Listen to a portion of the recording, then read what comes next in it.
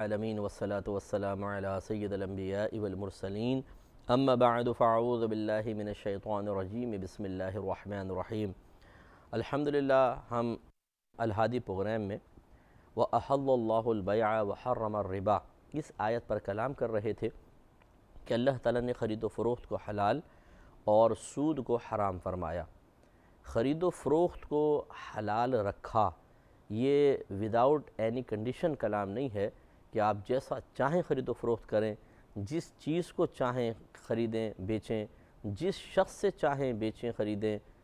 یہ جائز ہوگا ایسا نہیں ہے، بلکہ اس میں کافی تفصیل ہوتی ہے۔ تو لہٰذا جو بہن بھائی ہمیں ریگولر دیکھ رہے ہیں تو بہتر محسوس ہوا کہ کچھ مسائل ان کے سامنے بائع کے ذکر کر دیے جائیں تاکہ یہ پورا موضوع ایک کور ہو جائے۔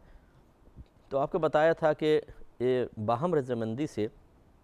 ایک دوسرے کے مال کو ایک دوسرے کے بدلے میں لینا دینا، یعنی میں اپنا مال ان کو دوں، اس مال کے بدلے میں اس کا مال لوں اور باہم راضی بھی ہوں، اسے خرید و فروخت کہتے ہیں، بیع کہتے ہیں۔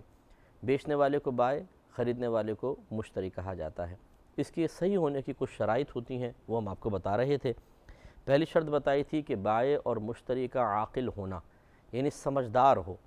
سمجھدار سے مراد بالغ نہیں بلکہ 7 سال کا بچہ بھی سمجھدار ہے، لہذا ناسمجھ بچے اور پاگل مجنون کی بیع نافذ نہیں ہوگی، بلکہ ان کی جگہ ان کا وکیل بیع کرے گا، جیسے والد صاحب وغیرہ جن کو اختیار حاصل ہوگا وہ بیع کریں گے۔ ہاں اگر ناسمجھ بچہ ایسی بیع کرتا ہے کہ جس میں اس کے نقصان کا کوئی پہلو نہیں، جیسے چیزوں کے ریٹ فکس ہیں، تو اس کی اجازت ہوگی۔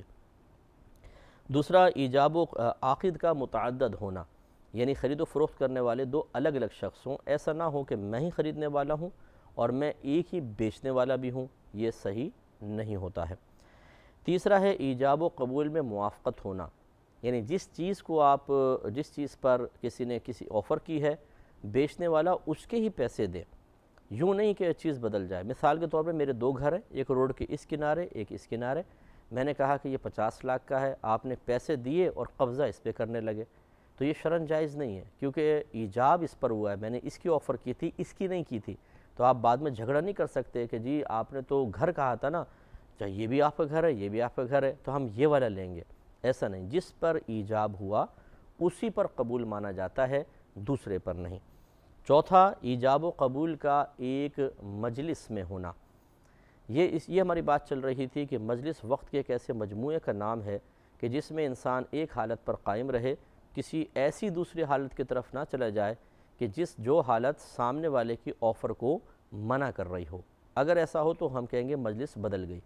تو لہٰذا یہ میں آپ کو سمجھا رہا تھا کہ جو شخص پہلے آفر کرتا ہے وہ اس کی آفر ایجاب کہلاتی ہے، اور دوسرا جو اس پہ یس کہہ دیتا ہے وہ قبول کہلاتا ہے۔ اب مثال کے طور پہ ایک شخص نے کہا جی آپ یہ پلاٹ خریدتے ہیں، یہ اس کی آفر آ گئی، یہ ایجاب ہے۔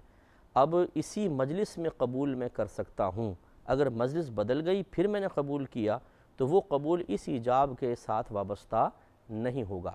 یہ بات جاننا اس لیے ضروری تھا کہ جب ایک مومن ایجاب کر دیتا ہے اور دوسرا مسلمان اس پہ قبول کرتا ہے تو اس کے بعد یہ دونوں اب اس سے پھر نہیں سکتے ہیں، یہ سودا پختہ ہو جاتا ہے، کیونکہ ایجاب و قبول کے ساتھ ہی اس شخص کا حق اس کے مال کے ساتھ اور اس کا حق اس کے مال کے ساتھ وابستہ ہو جاتا ہے۔ اب یہ دونوں باہم رضامندی سے تو سودا ختم کر سکتے ہیں، ویسے نہیں۔ تو ہماری شریعت یہ نہیں کہتی کہ کاغذات باقاعدہ ہوں تب ایجاب و قبول مانا جائے گا، یا بیانہ وغیرہ ہاتھ میں دیا جائے تب یہ پکی بیع ہوگی، نہیں، بلکہ ایجاب و قبول سے شرعاً بیع پختہ ہو جاتی ہے، یہ اچھی طرح ذہن میں رکھیں۔ لیکن شرط یہ ہے کہ وہ ایجاب و قبول ایک مجلس میں ہوں۔ لہذا کسی نے مجھے کہا کہ جی آپ یہ پلاٹ خریدتے ہیں، میں نے آپ کو سمجھایا، میں 10 منٹ تک خاموش رہا، تو چونکہ یہ میری حالت ابھی بدلی نہیں ہے، یہ حالت سامنے والے کے آفر کو رد کرنے ٹھکرانے والی حالت کی طرف نہیں گئی ہے، یہ ایک مجلس کہلائے گی۔ اب 20 منٹ بعد مطلب میں نے کہا کہ جی مجھے قبول ہے، اب وہ کہتا نہیں جی آپ نے تو بہت دیر کر دی، فوراً کہنا چاہیے تھا آپ کو، آپ تو 20 منٹ بعد بول رہے ہیں۔ تو چونکہ مجلس نہیں بدلی، اس کو قبول کرنا یہ میری آفر کا یعنی سمجھ لیجئے بیع ہو گئی اور میرا قبول اس کو ماننا پڑے گا، یا انکار نہیں کر سکتا ہے۔ لیکن اگر مجلس بدل جائے، مثال کے طور پر انہوں نے کہا جی یہ 50 لاکھ کا پلاٹ خرید رہے ہیں آپ، تو میں اپنے کام کے لیے چلا گیا، واپس آیا اور کہا یس، تو یہ کہہ سکتا ہے کہ نہیں، چونکہ مجلس بدل گئی تھی لہٰذا میرا ارادہ بدل گیا، 50 نہیں میں 55 لاکھ کا بیچوں گا۔ تو اب ہم یہ نہیں کہہ سکتے کہ یار تم تو بڑا بددیانت آدمی ہو، ابھی 50 لاکھ کہہ رہے تھے ایک دم 55 لاکھ کر دیے، کیونکہ اگر قبول کرنا تھا تو اسی مجلس میں کرنا ہے، اگر آپ چلے گئے اور واپس آئے تو یہ نہیں مانا جائے گا۔ ہاں یہ ہو سکتا ہے کہ آپ یہ کہیں، جیسے ہمارے عرف میں ہے کہ ایک شخص آفر کرتا ہے تو ہم یہ کہیں، ہماری شریعت نے طریقہ بتایا ہے کہ آپ یوں کہیں کہ ٹھیک ہے مجھے قبول ہے، لیکن مجھے 3 دن کا اختیار ہے کہ میں اس پہ کچھ مشاورت کر لوں،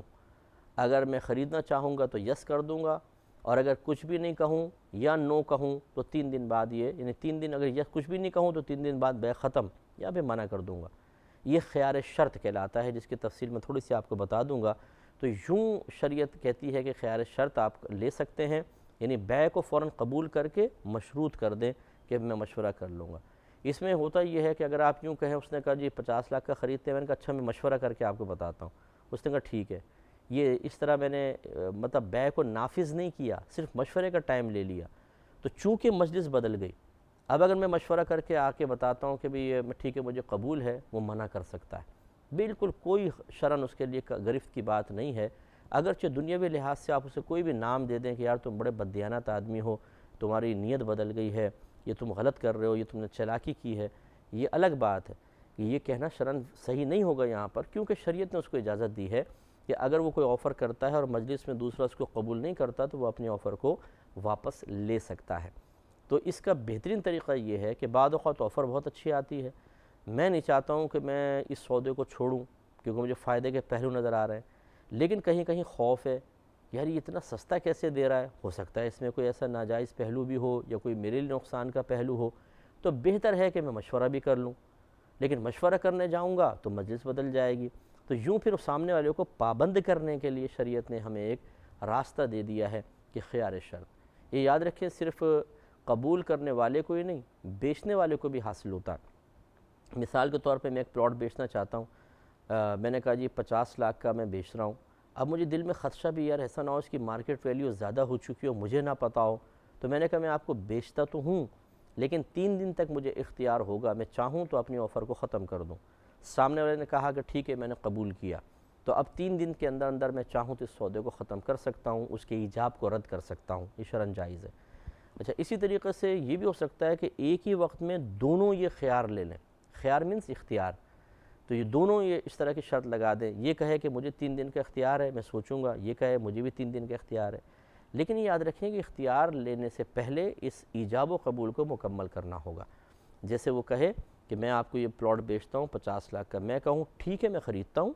لیکن 3 دن کا مجھے خیار ہوگا، یوں تو اب یہ سودا پختہ ہو گیا۔ اب ایسا نہیں ہو سکتا شرعی لحاظ سے کہ وہ ان 3 دن کے اندر اندر کسی اور کو بیچ دے، چاہے اس کو 1 کروڑ مل جائیں، لیکن وہ بیچ نہیں سکتا ہے کیونکہ میں نے اس کو قبول کر کے روک لیا ہے اور اختیار میرے پاس ہے، میں 3 دن میں یس کرنا چاہوں یس، نو کرنا چاہوں نو۔ یہ ذرا ذہن میں رکھیں۔ اب ان چیزوں کا ہم بالکل خیال نہیں کرتے ہیں، اس طرح کے بددیانت لوگ ملتے ہیں کہ ایک دکان کی آفر کی ہے جی 50 لاکھ کی ہے، دوسرا ابھی سوچ ہی رہا ہوتا ہے، کہیں سے فون آ گیا یہ جو 55 لاکھ مجھ سے لے لے، فوراً سودا کینسل۔ تو یہ تو ہو سکتا ہے کہ قبول سے پہلے پہلے وہ ختم کر لے، لیکن بعد اوقات ایسا ہوتا ہے کہ اس نے قبول کر لیا تو کہتے ہیں کہ نہیں یار وہ تم نے تو دیر کر دی ہے اور میں تو فلاں سے سودا کر چکا ہوں، تم نے کون سا بیانیہ دیا تھا، تم نے کون سا کوئی کاغذ پہ سائن کیے تھے۔ یہ غلط طریقہ کار ہوتا ہے، شریعت کے ذرا تقاضوں کو سمجھنا چاہیے۔ اس میں ہو سکتا ہے کہ بعض صورتوں میں آپ کے لیے نقصان کا پہلو نکلے، لیکن یہ بھی تو ہوگا کہ اگر سامنے والا بھی شریعت کو جانتا ہے تو کسی اور مقام پر آپ کے لیے فائدے کے پہلو بھی نکل سکتے ہیں۔ تو کسی ایک سودے میں شریعت کی شرائط کو اپنے خلاف محسوس کر کے ان شرائط کو رد کرنے کی کوشش کرنا یہ بالکل غلط طریقہ کار ہوگا۔ پانچویں شرط تھی کہ ہر ایک کا دوسرے کے کلام کو سننا، چنانچہ اگر ایک نے ایجاب کیا اور اسے قبول سنا ہی نہیں تو یہ بانڈ نہیں ہوگا۔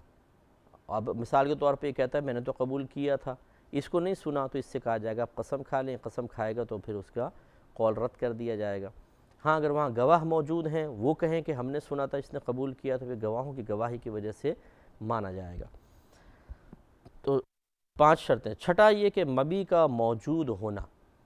یعنی مبیع کہتے ہیں جس مال کو آپ بیچ رہے ہوں اس کو مبیع کہا جاتا ہے، اس کا موجود ہونا یہ ضروری ہے۔ ہم غائب کی بیع نہیں کر سکتے، غیر موجود کی بیع نہیں کر سکتے،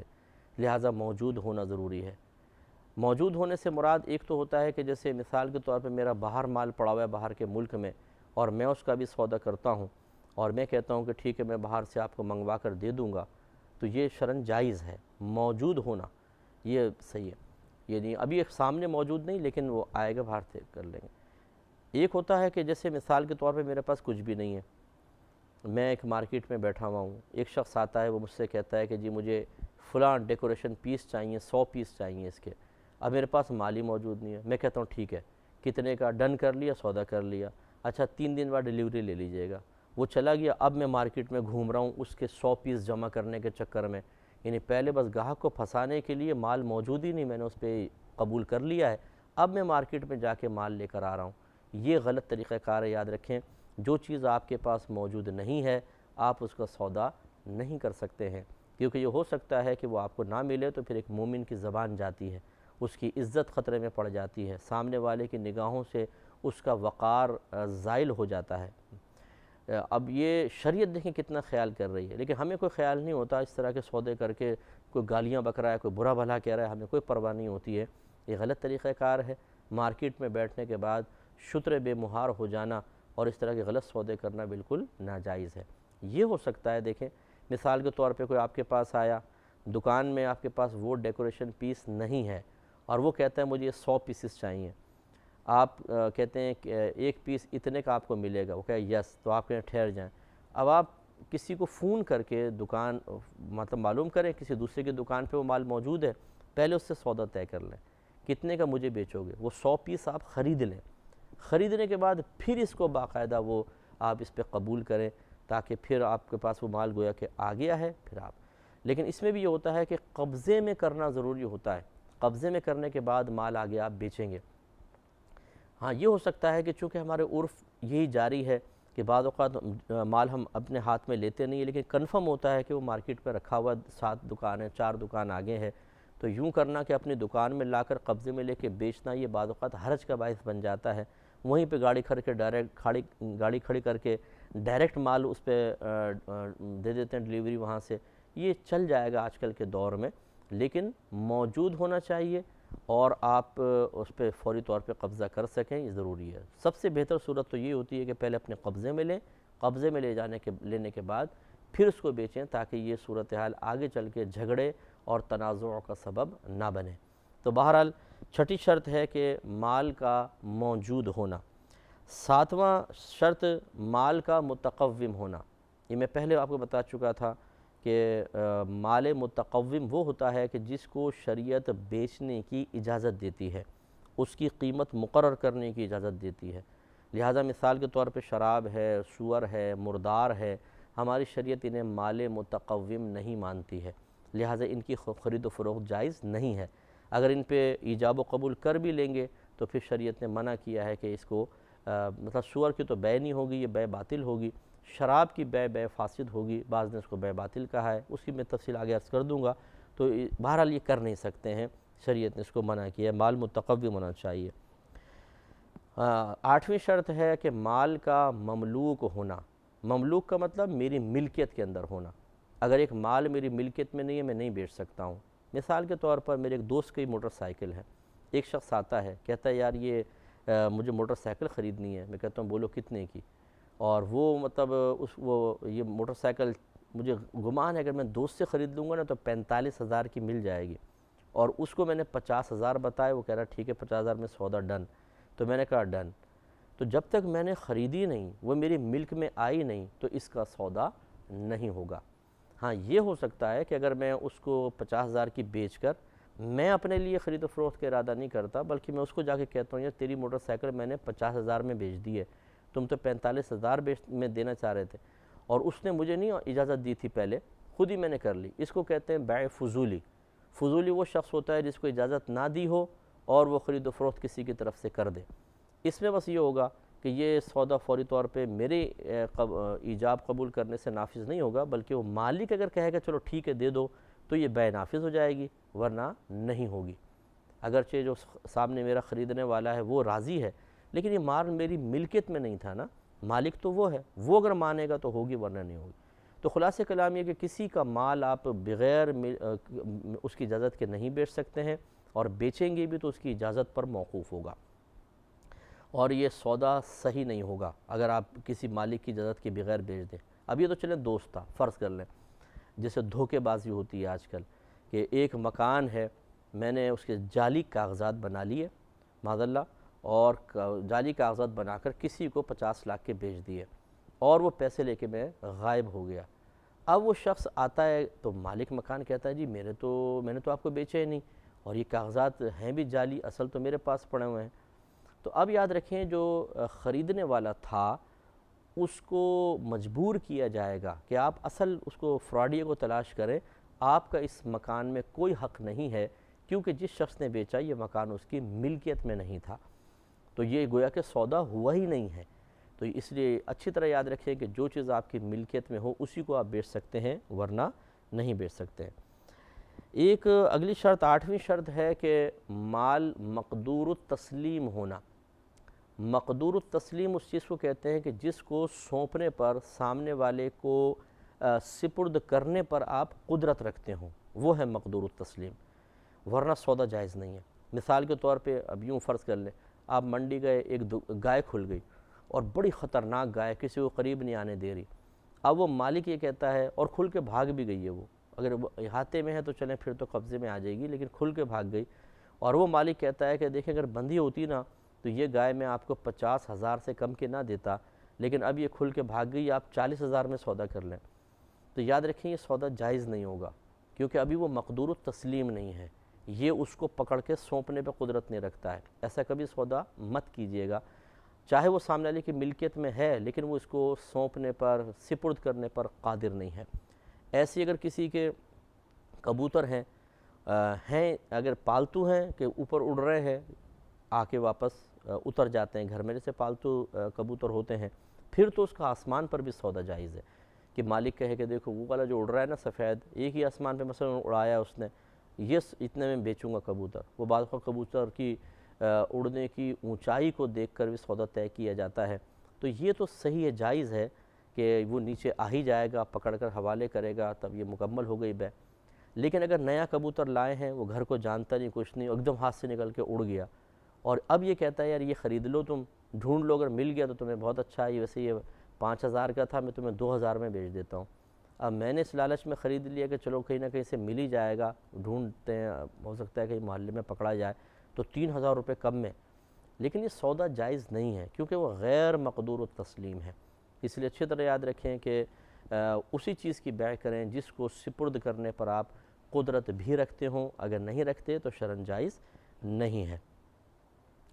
9ویں شرط ہے کہ بیع مؤقت نہ ہو۔ مؤقت بیع اسے کہتے ہیں ایک وقت مقرر کر کے کہ میں نے آپ کو یہ گلاس 1 سال کے لیے بیچا، 2 سال کے لیے بیچا، یہ نہیں ہو سکتا۔ اگر آپ کو کرنا ہے کچھ ایسا تو اس کو کرائے پر دے دیں کہ 2 سال کے لیے کرائے پر استعمال کرے، ہر مہینے کرایہ دیتا رہے، لیکن خرید و فروخت وقت مقرر کر کے نہیں ہو سکتی ہے۔ اس میں 1-2 شرطیں اور ہیں، وہ انشاءاللہ زندگی رہی تو نیکسٹ پروگرام میں ذکر کریں گے۔ وآخر دعوانا